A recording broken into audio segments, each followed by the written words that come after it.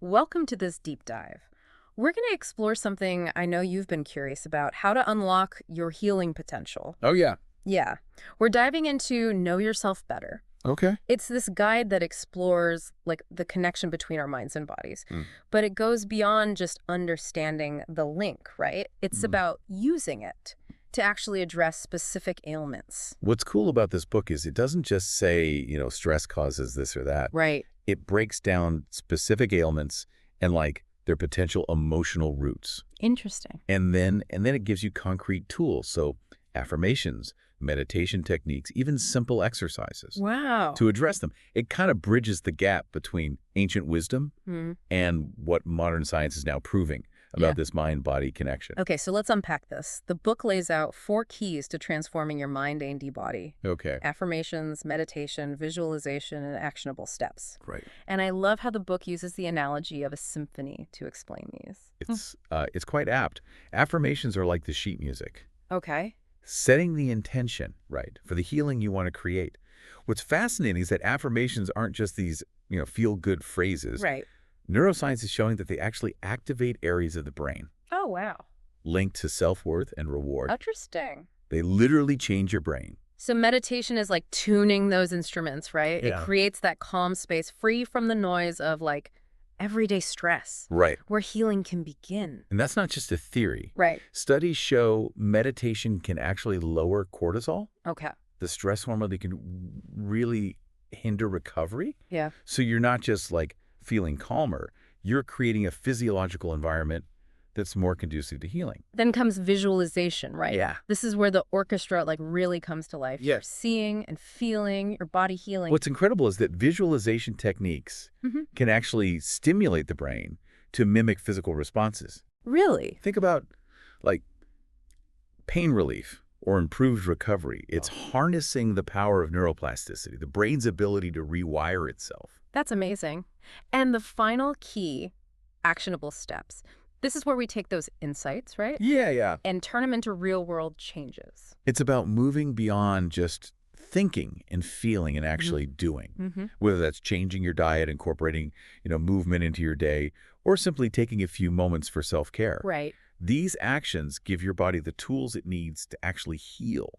So Know Yourself Better goes beyond just explaining these concepts. It dives deep into specific ailments. Right. And I know you were interested in learning more about some of these. Yeah, I was particularly curious about the specific examples and how the book links those emotional roots to practical solutions. Well, let's start with something a lot of people experience, back problems. Okay. The book breaks it down further, right, Mhm. into lower, middle, and upper back issues. And what's interesting is how the emotional connection differs for each area. Lower back pain, for instance, is linked to basic survival fears. Okay. Think financial insecurity or feeling a lack of support. So middle back issues revolve around guilt. Yeah, seems to be. Holding on to the past or feeling overly burdened by responsibility. Yeah, and upper back problems point to a lack of emotional support. Yeah, feeling unloved. Hmm. Or carrying the weight of the world on your shoulders. Literally.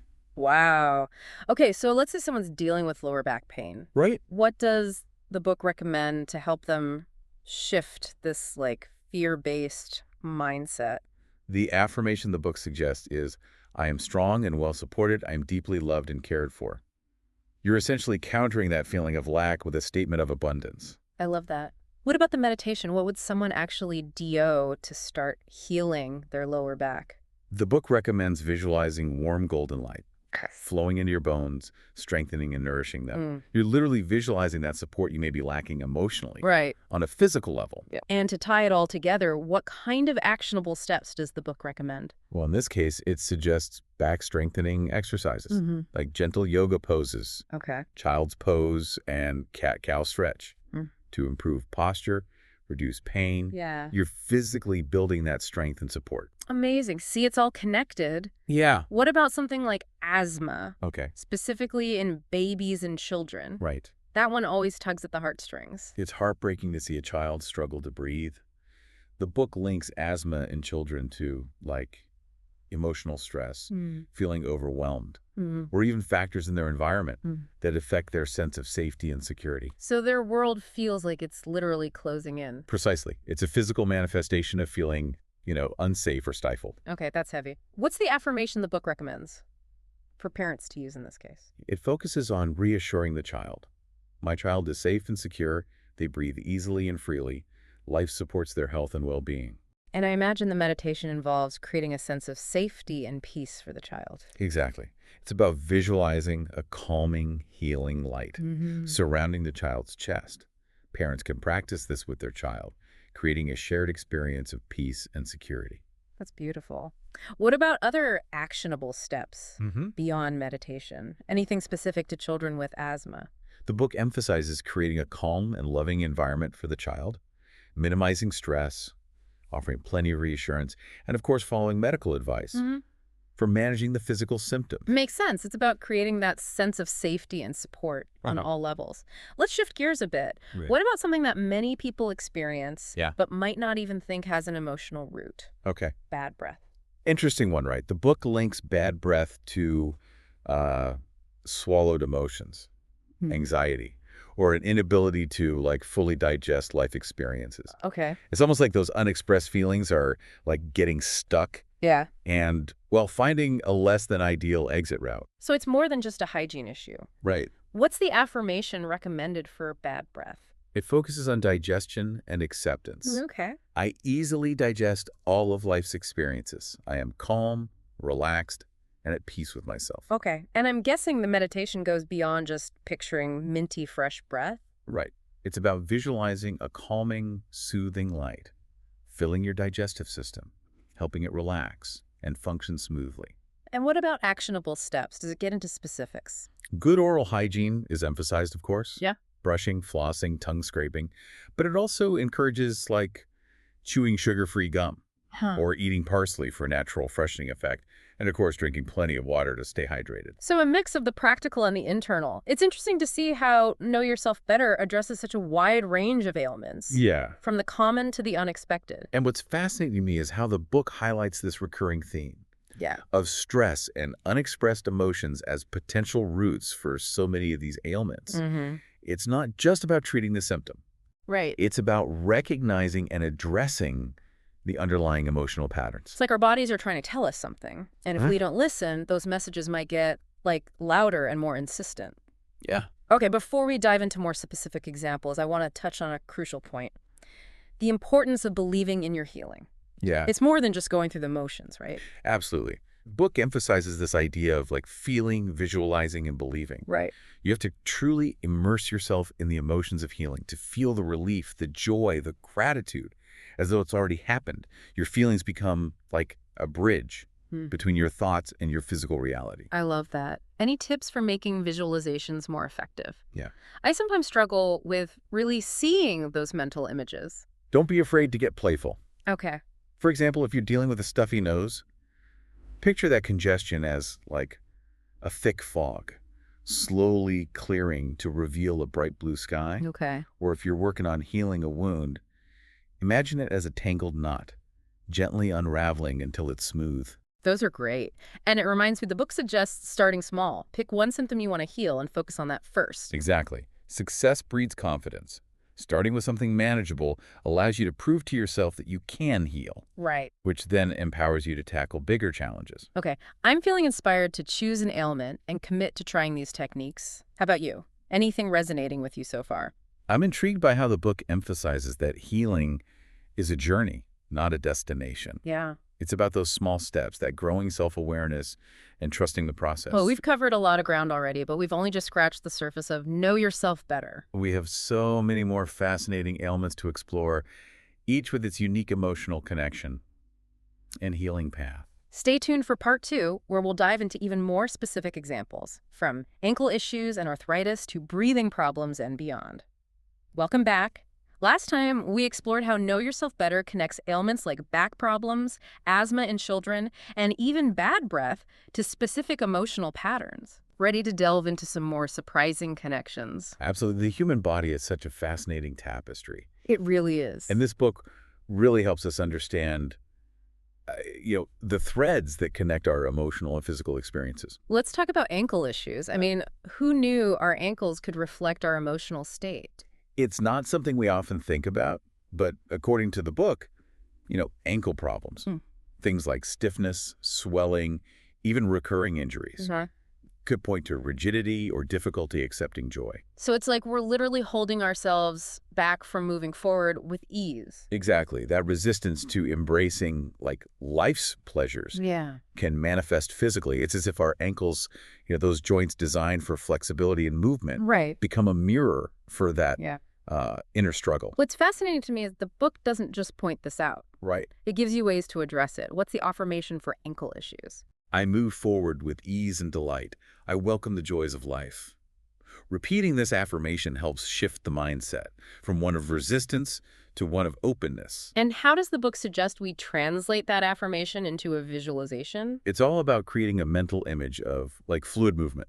Okay. You close your eyes and imagine yourself walking smoothly and confidently, feeling that flexibility, balance, and freedom in your ankles. It's like mentally rehearsing that feeling of effortless motion. And what about actionable steps? Anything beyond the mental work? Well, the book suggests gentle stretching exercises to improve circulation and reduce tension in the ankle area. Simple ankle rotations, calf stretches, anything to loosen those joints. Get that energy flowing. So it's a holistic approach combining mental and physical practices. Let's move to a different area. Arthritis in the fingers. Okay. What's the emotional connection there? Arthritis in the fingers, with its stiffness and pain, is linked to holding on to criticism, resentment, or even feeling unloved. It's like we're clenching our fists against life, and that tightness manifests in our hands. No, it's about that inability to let go. Exactly. It's that rigidity, that grip on negativity. That can literally make our fingers ache. What's the affirmation the book suggests to address this? It's all about choosing flexibility and joy. I release all resentment and embrace life with flexibility and joy. My fingers move freely and easily. I like that, a reminder that we have the power to choose how we respond to life's challenges. Yeah. How does the book translate this affirmation into a visualization? The visualization combines mental imagery with the physical component. So imagine a healing light flowing through your fingers, soothing the joints, promoting flexibility. And while you're doing that, actually massage your hands and fingers, further enhancing that sense of relaxation. It's like you're literally working out that emotional tension. Yeah. What about actionable steps, especially dietary recommendations? The book emphasizes eating anti-inflammatory foods. Oh, okay. Like leafy greens, berries, fatty fish, and nuts. And, of course, staying hydrated. And avoiding processed foods and sugar, which can worsen inflammation. So it's a multifaceted approach, combining inner work with lifestyle changes. We've been talking about specific ailments, but are there any overarching themes you've noticed in Know Yourself Better? Definitely. One of the most prominent themes is stress. Okay. We've seen it connected to back problems, asthma, bad breath, ankle issues. I mean, the list goes on. It does. It's like stress is this common thread woven through so many ailments. And it's not just any kind of stress. The book makes a distinction, between acute stress, that fight or flight response that's meant to protect us, and chronic stress, the kind that wears us down over time. Exactly. Acute stress can actually be beneficial in certain situations. It helps us respond to danger. It sharpens our focus. But chronic stress, the kind that's always there, simmering beneath the surface. That's the real culprit when it comes to health problems. So what does Know Yourself Better say we can do about this chronic stress? Well, it seems like meditation plays a big role. Meditation is a powerful tool, but it's not a one-size-fits-all solution.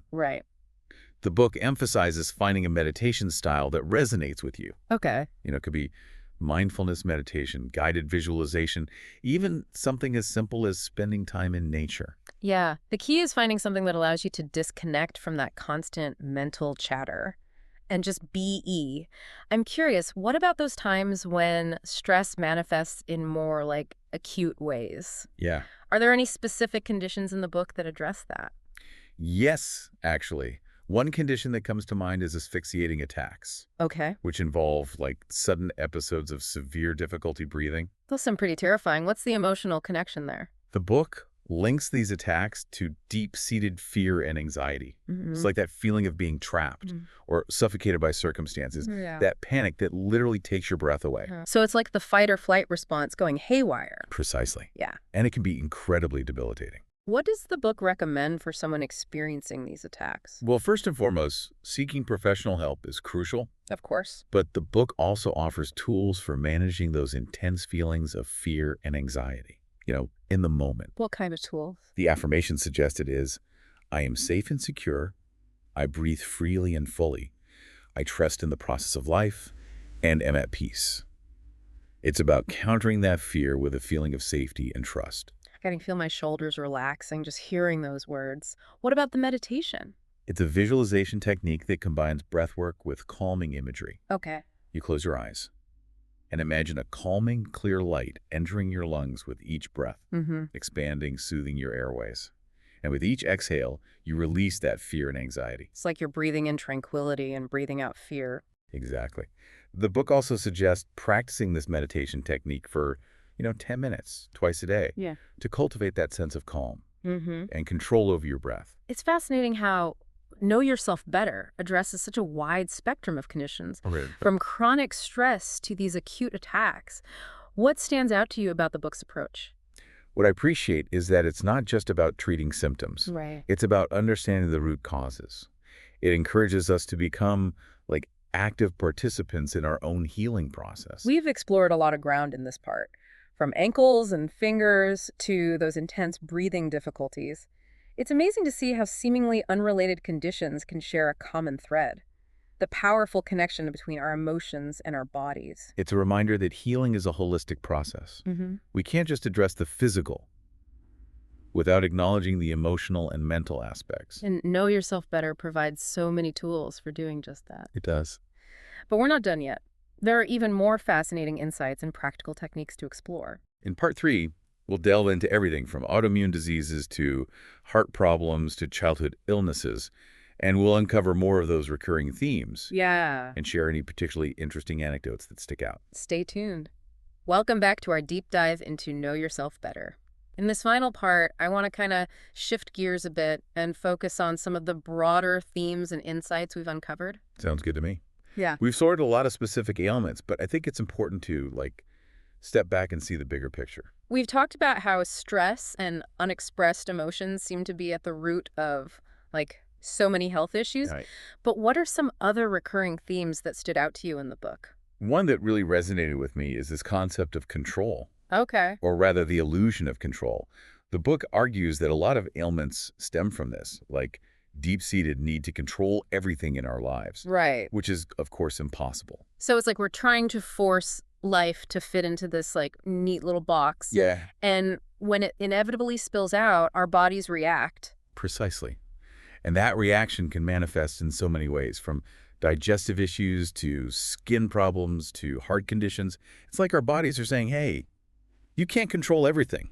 Let go a little. That makes so much sense. I know for me personally, I tend to hold a lot of tension in my shoulders when I'm feeling overwhelmed or out of control. It's like my body's way of bracing itself for impact. And that's a perfect example of how these patterns can play out. Yeah. The book even addresses shoulder tension specifically, Right. linking it to feeling burdened by responsibilities or like we're carrying too much weight. So what's the antidote? How do we loosen our grip on this need for control? The book offers a variety of tools, but one of the most powerful is acceptance. It's about recognizing that we can't control everything, Right. but we can control how we respond. It's that classic serenity prayer idea. Yeah. Accepting the things we cannot change, changing the things we can, and having the wisdom to know the difference. But how do we actually cultivate that acceptance? It sounds easier said than done. It is a practice, definitely. And the book provides some great techniques. Yeah. One that I found particularly helpful is the letting go meditation. Okay. It involves visualizing yourself holding a handful of sand, representing all your worries and anxieties, and then slowly opening your hand and letting the sand slip through your fingers. I love that imagery. It's such a visceral way to represent releasing control. What are some other key insights from the book that stood out to you? One that really resonated with me is the emphasis on forgiveness. Okay. The book argues that holding on to anger, resentment, and guilt can literally make us sick. We touched on this a bit when we talked about arthritis in the fingers. It's like we're clenching our fists against the past, and that tightness shows up in our bodies. Exactly. Yeah. And forgiveness isn't about, condoning someone else's actions or even forgetting what happened. It's about releasing that negative energy so we can move forward. It's about making peace with the past so we can create a healthier present. And that ties into another theme we've been discussing. The power of positive emotions, know yourself better, doesn't just focus on what we need to let go of. Right. It also emphasizes cultivating love, joy, gratitude, compassion. Those positive emotions aren't just nice to have, they actually have a profound impact on our physical health. There's a growing body of research showing that people who experience more positive emotions tend to have stronger immune systems, lower blood pressure, and even recover from illness more quickly. It's like our bodies thrive in an environment of positivity. And the book provides a whole toolkit for cultivating those emotions, from affirmations and visualizations to acts of kindness and gratitude practices. It's inspiring, really. It suggests that we have more power over our health than we might realize. We do, and Know Yourself Better is like a roadmap for tapping into that power. It's about becoming aware of the connections between our thoughts, emotions, and physical well-being. We've covered a lot of ground in this deep dive. We have. From exploring specific ailments to uncovering these broader themes. What's the one takeaway you'd like our listeners to walk away with? I'd encourage them to view this book as like a starting point, Yeah. an invitation to embark on their own journey of self-discovery and healing. Pick an area that resonates with you. Maybe it's stress, forgiveness, self-love, whatever speaks to you, and start experimenting with the tools and techniques the book offers. It's about approaching this with a sense of curiosity, compassion, Yeah, and a willingness to explore this incredible connection between your mind and your body. exactly. And remember, even small changes can make a big difference over time. We'd love to hear about your experiences with Know Yourself Better. Feel free to share your insights or any questions you have. Until next time, keep exploring that incredible healing power within you.